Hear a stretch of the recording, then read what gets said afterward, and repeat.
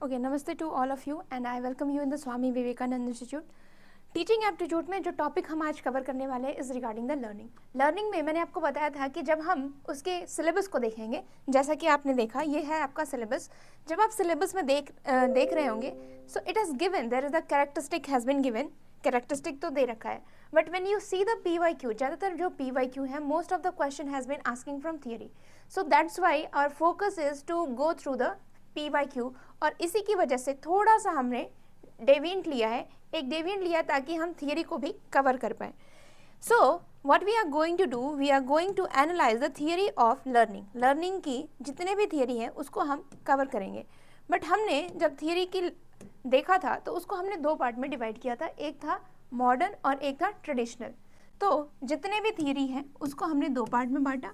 Modern, जिसको हम जैसे ही ट्रेडिशनल ख़त्म होगा वैसे ही हम स्टार्ट करेंगे। So this is what we are going to do. So let's start with the traditional one. Traditional one से हम देखेंगे, देखिए जब हम लर्निंग की बात करते हैं तो लर्निंग को हमने इस तरह से क्लासीफाई किया, इसकी थियरी को हमने कुछ इस तरीके से क्लासीफाई करके देखा, कंस्ट्रक्टिविस्ट, ब्रूनर, ठीक है, और बेंडूरा, ठीक है, ये है हमारी मेजर क्लासिफिकेशन। अब जब भी हम लर्निंग के देखते हैं तो जो बिहेवियरलिस्ट यानी कि व्यवहारवादी जो थिंकर्स होते हैं, ठीक है, व्यवहारवादी सिद्धांत, वो लर्निंग की व्यवहार में क्या परिवर्तन हुआ उनको देखते हैं कि आपके लर्निंग से आपके व्यवहार में क्या परिवर्तन हुआ, वो व्यवहारवादी थिंकर, इसमें आपके थॉर्नडाइक, पावलो और स्किनर देखने को मिल जाएंगे।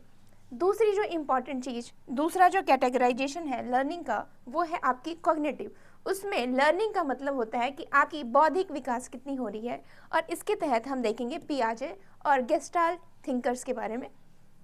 जो तीसरी जो थियरी है लर्निंग की वो है आपकी कंस्ट्रक्टिविस्ट, ठीक है, संरचनावादी, कि कैसे आप रचना आपकी हो रही है, यानी कि क्या क्या आप में चेंजेस आ रहे हैं, कौन कौन से फैक्टर हैं जो कि आपकी लर्निंग से आपको गढ़ा जा सकता है। रचना का मतलब आप समझते हो, जैसे कि मान लीजिए एक घड़ा है, ठीक है, एक घड़ा जो कुम्हार होता है, कुम्हार चाहे तो घड़े को जैसे शेप दे सकता है वैसे वो घड़ा बन जाएगा।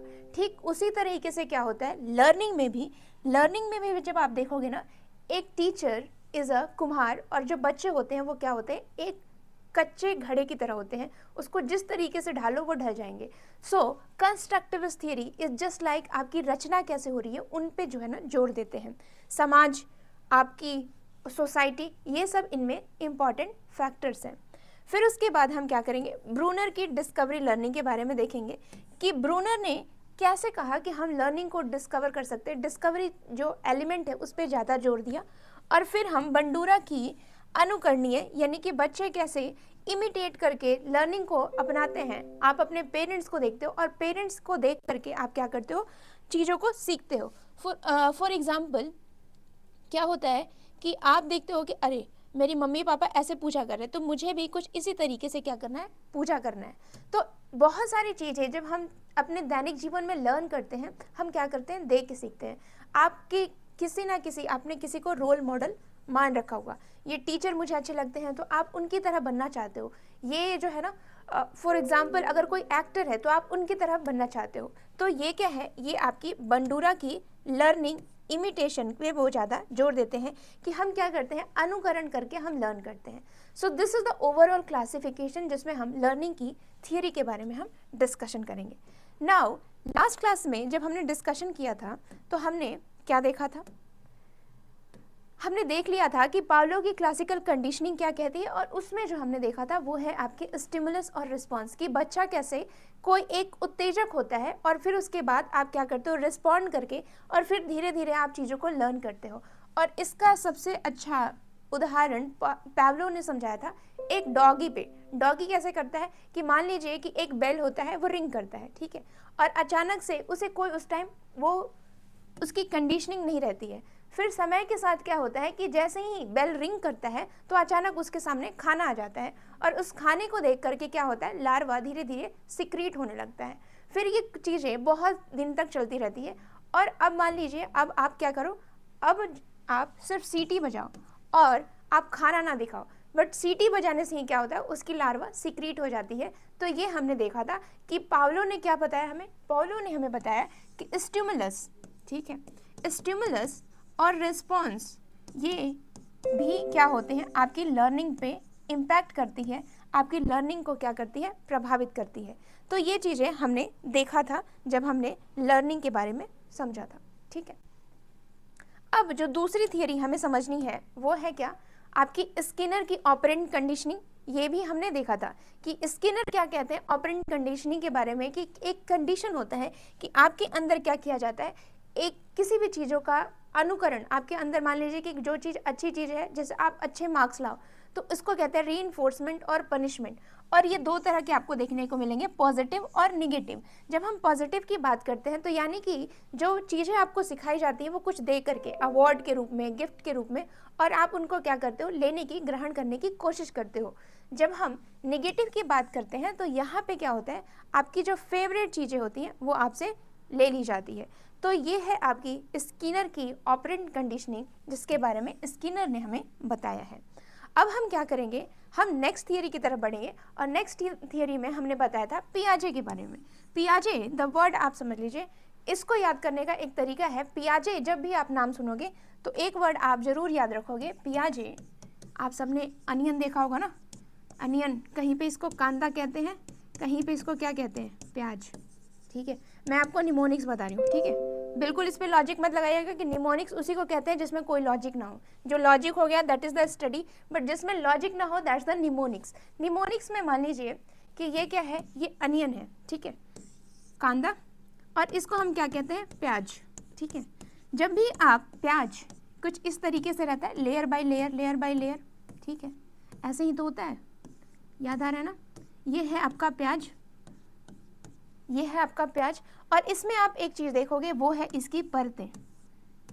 ठीक है, तो परतें इन द सेंस स्किन। ठीक है, परत इसका मतलब लेयर, लेयर का मतलब क्या, स्किन। ठीक है, और पियाजे की यही कॉन्सेप्ट है जिसको उन्होंने कहा स्कीमा। इसी से आप याद रखोगे स्कीमा। अब ये स्कीमा क्या है, स्कीमा इन द सेंस कि हर प्याज की जो लेयर होती है उसका एक स्ट्रक्चर रहता है, उसका एक फ्रेमवर्क रहता है। जैसे नीचे वाला प्याज का आप देखोगे तो वो सबसे छोटा रहता है, ठीक है, फिर उसके बाद ये बड़ा रहता है, फिर इस तरीके से हर प्याज क्या होता है, एक स्ट्रक्चर रहता है, एक शेप रहता है। ठीक है, उसकी एक स्ट्रक्चर रहती है। उसी तरीके से स्कीमा भी क्या है, स्कीमा भी एक स्ट्रक्चर है। ठीक है, ये कुछ नहीं है, एक फ्रेमवर्क है, एक स्ट्रक्चर है।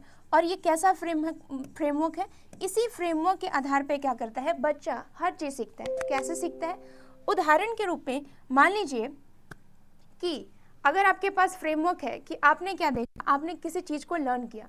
फॉर एग्जाम्पल एक शेप है, ठीक है, एक शेप है जो कि 4 साइड का है, तो आपने ये समझा कि जितने भी शेप 4 साइड के होते हैं उसको हम क्या कहते हैं, उसको हम कहते हैं स्क्वायर।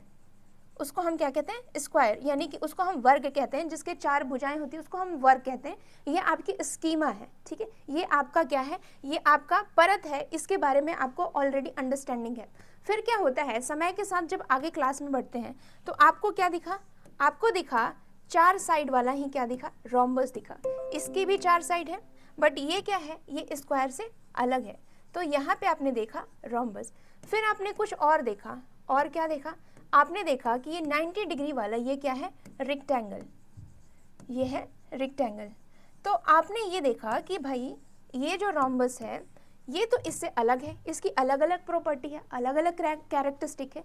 फिर आपने क्या किया, ये जो स्कीमा था, ये आपकी जो अंडरस्टैंडिंग थी 4 साइड कि 4 साइड का होता है वो स्क्वायर होता है, बट फिर आपने देखा कि रोम्बस अलग होता है स्क्वायर से, और रेक्टेंगल क्या होता है, अलग होता है। फिर आपने क्या किया, इस स्कीमा में ये जो परत था उसमें क्या किया, थोड़ी सी जो है ना आपने चेंजिंग की। ये जो परत है, ये जो परत है, प्याज की परत है, इसमें आपने थोड़ी सी चेंजेस की।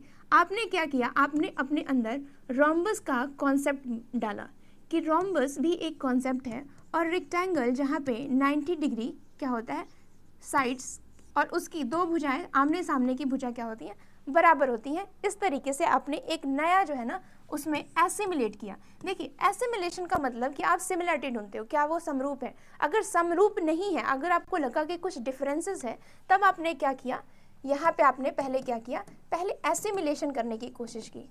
ठीक है, एसिमिलेशन करने की कोशिश की कि क्या ये तीनों भुजाएं क्या ये स्ट्रोम्बस और क्या ये रेक्टेंगल स्क्वायर के बराबर है, क्या उसके सिमिलर है? अगर नहीं सिमिलर है तो फिर आपने क्या किया, एकोमोडेट करने की कोशिश की, ठीक है। उसमें थोड़ी सी जो आपने स्कीमा है उसमें थोड़ी सी आपने क्या की, चेंज करने की कोशिश की। तो ये है आपका स्कीमा का कॉन्सेप्ट, ये है आपका एसिमिलेशन और अकोमोडेशन का कॉन्सेप्ट जो हमारे पियाजे हैं, ठीक है। पियाजे ने यही बताया कि बच्चा कुछ और तरीके से नहीं सीखता है, बच्चे के अंदर पहले से ही क्या होता है, एक लेयर ऑफ अंडरस्टैंडिंग होती है, यानी कि एक स्कीमा रहता है, उस स्कीमा को ही बस वो क्या करता है, इक्विलिब्रियम, कभी वो एसिमुलेट करता है, कभी वो क्या करता है, अकोमोडेट करता है।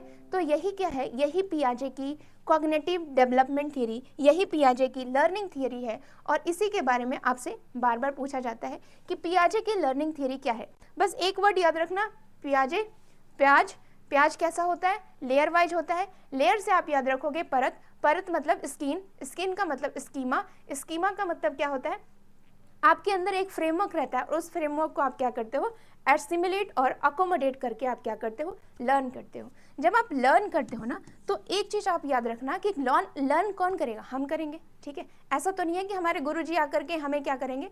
उसमें पियाजे ने कहा कि लर्नर जो होता है वो बहुत इंपॉर्टेंट रहता है, यानी कि जब आप पियाजे की थियरी देखेंगे तो उसमें इंडिविजुअल का रोल जो है ना बहुत इंपॉर्टेंट है। उन्होंने इंडिविजुअल को बहुत इंपॉर्टेंट माना, जबकि हम आगे देखेंगे व्योत्स्की, ठीक है, आप स्पेलिंग देख लेना। व्योत्स्की जो है, जो कि आपके स्ट्रक्चरलिस्ट थियरी में है, उन्होंने कहा कि इंडिविजुअल जरूरी नहीं है, इंडिविजुअल के साथ साथ सोसाइटी यानी कि समाज भी क्या है, बहुत जरूरी है।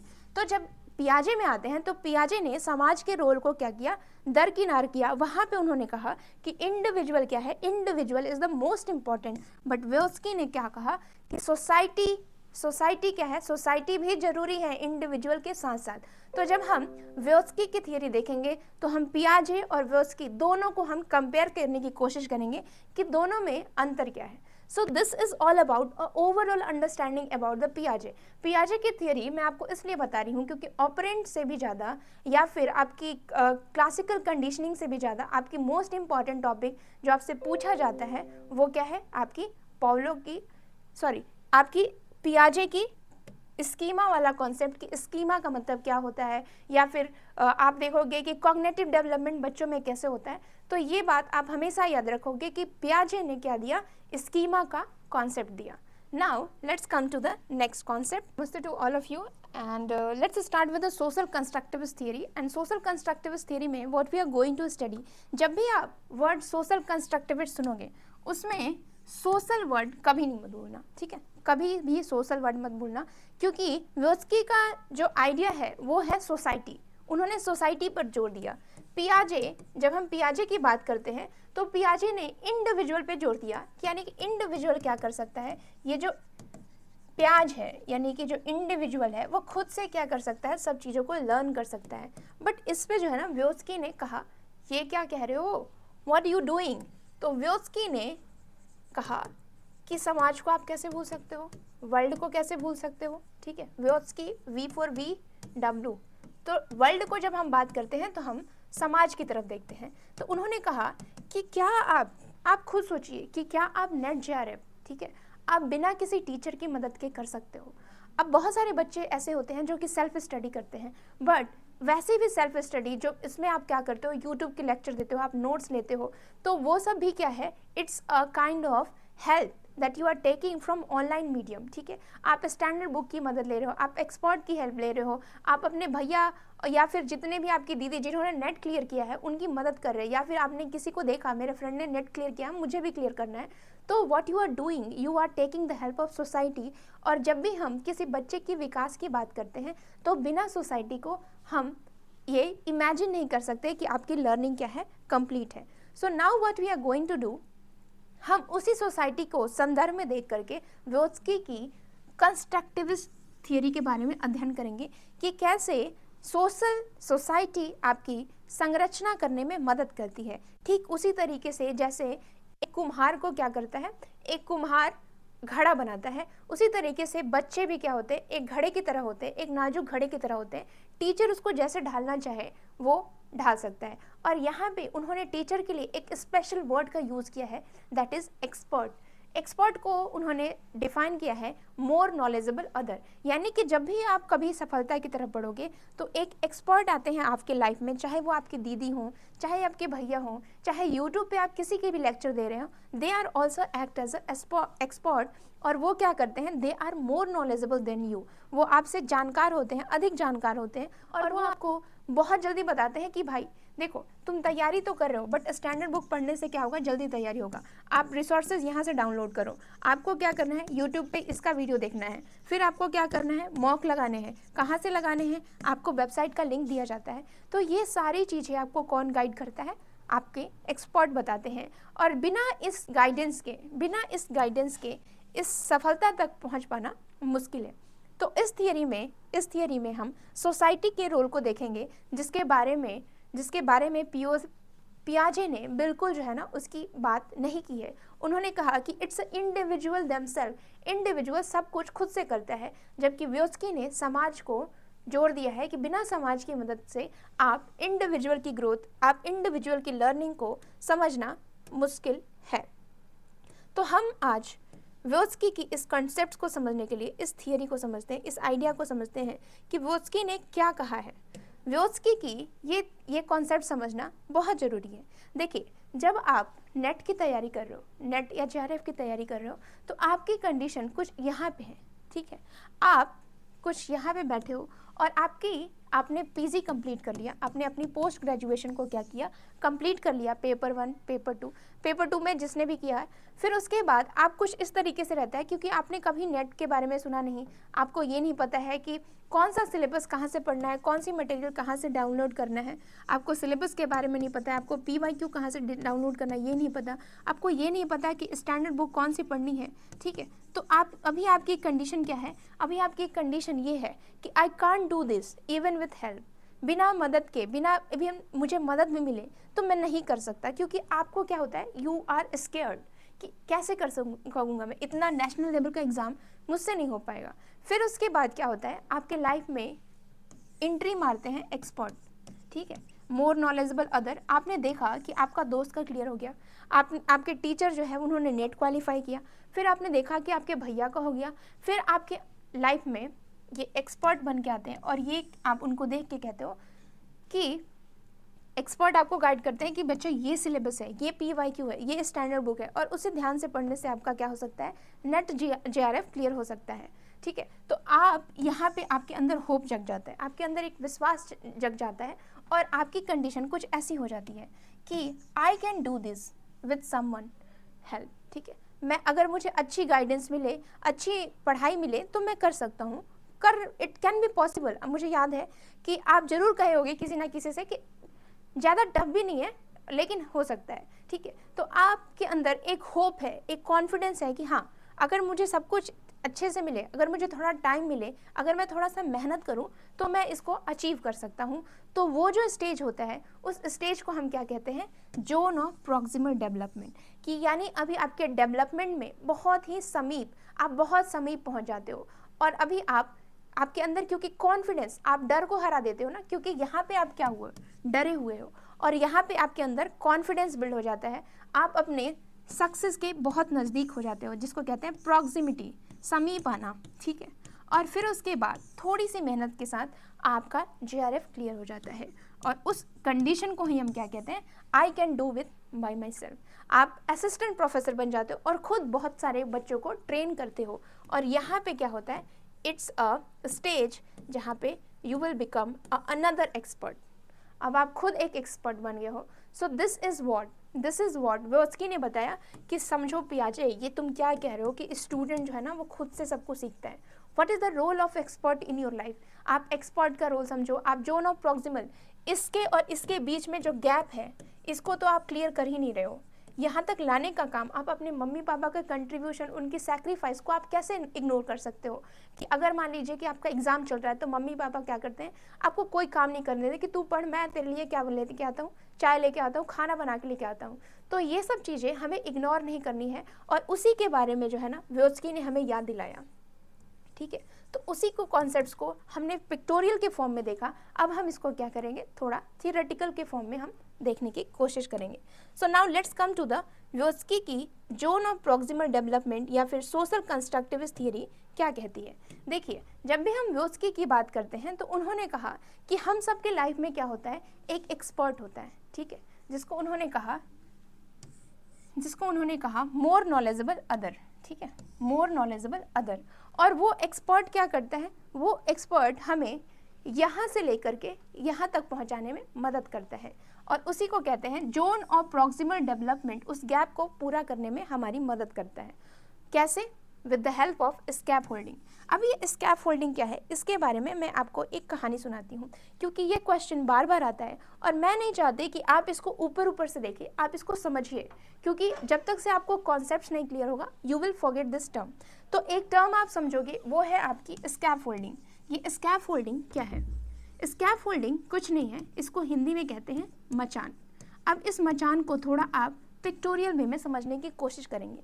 जैसे कि आप सबने कभी ना कभी घर बनते हुए देखा होगा, ठीक है, ये है हमारा घर, बहुत अच्छा घर जो कि हम बनाने वाले हैं JRF क्लियर करने के बाद, पक्का, ठीक है। हमने इस घर को बनाने का एक सपना देखा, एक ख्वाब देखा और हमने क्या किया, अब हमें क्या करना है, उस काबिल बनना है जो कि हमारा ये क्लियर हो।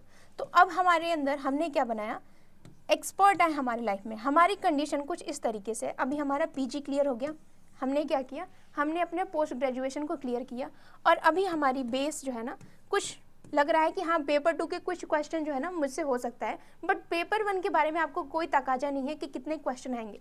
तो अभी आप यहाँ पे हो, ठीक है, और यहाँ पे आपने देखा कोई एक्सपर्ट, आपके फ्रेंड, आपके यूट्यूब के टीचर, आपने गाइड को देखा, अपने दोस्त को देखा, अपने दीदी भैया को आपने देखा। फिर ये क्या करते हैं, ये आपको बताते हैं कि देखो ये PYQ पढ़ के मैंने इसको क्लियर किया, यहाँ से मैंने चीज़ें क्या की, डाउनलोड की, आपको इस बुक को पढ़ना है, ठीक है। और आप क्या करते हो, आपके अंदर एक होप जगता है। फिर आप क्या बनाते हो इस घर को बनाने के लिए, यानी कि JRF रूपी एग्ज़ाम को बनाने के लिए आप धीरे धीरे कॉन्सेप्चुअल जो है ना सलिया जला ये करते हो, यानी छड़, आप समझते हो ना छड़। तो आप क्या करते हो, एक बिल्डिंग बनाने के लिए आप छड़ लगाते हो और उस छड़ को ही कहते हैं कॉन्सेप्चुअल अंडरस्टैंडिंग। आपने क्या किया, उस छड़ को लगाया, फिर उसके बाद उसको टाइट किया, ठीक है। अब इसमें आप सीमेंटिंग करोगे और अभी आपका क्या होगा, सीलिंग तैयार होगा। सीलिंग तैयार करने के लिए आप क्या करते हो, एक मचान लगाते हो, यानी कि खंभे का यूज़ करते हो, ठीक है, ताकि ये क्या हो, उसके सहारे खड़ा रहे। और फिर उसके बाद क्या होता है, सीमेंटिंग होता है, ठीक है। और सीमेंटिंग होने के बाद ये घर आपका कुछ इस तरीके से तैयार होता है। ठीक उसी तरह जब आप किसी बुक को पढ़ते हो, स्टैंडर्ड बुक को पढ़ते हो, तो आपकी कंसेप्चुअल अंडरस्टैंडिंग बन जाती है यहाँ पे, ठीक है, कंसेप्चुअल अंडरस्टैंडिंग यहाँ पे बिल्कुल बन जाती है। और फिर आप क्या करते हो, आप एग्ज़ाम में अपीयर होते हो। एग्ज़ाम में जब अपीयर होते हो तो ये जो एक्सपर्ट हैं, जो कि आपको पीछे से धक्का दे रहे हैं कि तुम्हें ये बुक पढ़ना है, तुम्हें इस तरीके से आपको क्या कर रहे हैं, गाइड कर रहे हैं, अब इनका रोल एग्ज़ाम के दिन क्या हो जाता है, ख़त्म हो जाता है, ठीक है। यानी कि ये जो स्कैफोल्डिंग है, ये जो मचान है, ये इसको हटा लिया जाता है।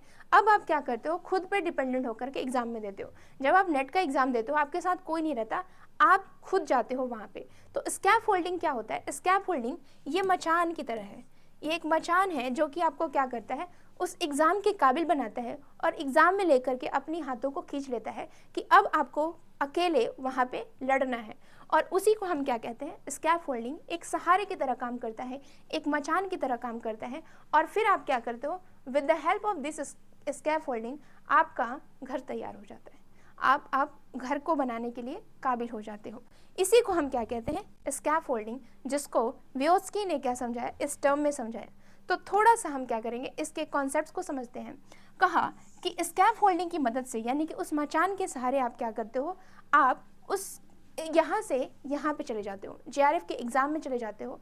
क्यों? With the help of scaffolding, और उस गैप को आप फुलफिल कर देते हो। क्यों? क्योंकि आपके साथ कौन है, एक्सपर्ट है।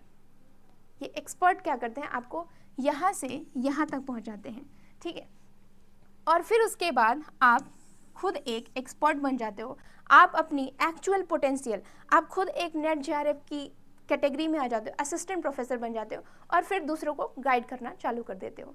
तो इस तरीके से आपकी जर्नी पीजी से लेकर के जेआरएफ तक का जो काम होता है, तो ये टर्म्स आप कभी नहीं भूलेंगे। जब भी हम पियाजे की बात करते हैं तो स्कीमा को नहीं भूलेंगे, लेकिन जब हम व्योत्स्की की बात करेंगे, ठीक है, स्पेलिंग देख लेना आप, ठीक है, ठीक है, आप एक बार स्पेलिंग चेक कर लेना। और जब भी हम व्योत्स्की की बात करेंगे तो कुछ टर्म्स आप नहीं भूलेंगे, एक्सपर्ट का हेल्प, ठीक है, जिसको उन्होंने बताया किसमें, मोर नॉलेजेबल अदर, और फिर इसका क्या, जोन ऑफ प्रॉक्सिमल डेवलपमेंट, क्या है ये गैप है किसके बीच में, हमारी छिपी हुई और एक्चुअल पोटेंशियल, जो हमारी एनर्जी है, पोटेंशियल और एक्चुअल के बीच में, इसी को हम क्या कहते हैं, जोन ऑफ प्रॉक्सिमल डेवलपमेंट। वो छोटी सी जो रेखा है उसी को कहते हैं, और उसको लांघने में मदद कौन करता है, एक्सपर्ट। और एक वर्ड आप बिल्कुल नहीं भूलोगे, स्कैफोल्डिंग, क्योंकि ये क्वेश्चन बार बार आया है। स्कैफोल्डिंग का मतलब ही क्या होता है, मचान, वो मचान जो कि आपको उस एग्ज़ाम को क्लियर करने लायक बनाता है, और एग्ज़ाम के दिन आप खुद एग्ज़ाम में बैठते हो और फिर उसको अकेले फाइट करते हो, तो वो मचान आपको उस लायक बनाता है, उसी को हम क्या कहते हैं, स्कैफोल्डिंग। अब देखिए, स्कैफोल्डिंग कुछ और नहीं, एक ढांचा है, ठीक है। आप सब ने कभी ना कभी जो है ना, हो सकता है कि उदाहरण के रूप में कच्चा सिलाई, ठीक है, और उसके आधार पे आप क्या करते हो, एक रियल की सिलाई करते हो।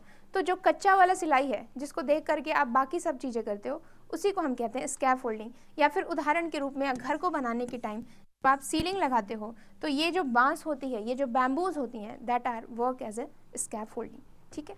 तो ये जो कॉन्सेप्ट्स है, ये व्योत्स्की की थियरी में हमें देखने को मिलता है, और इसको आप कभी नहीं भूलोगे।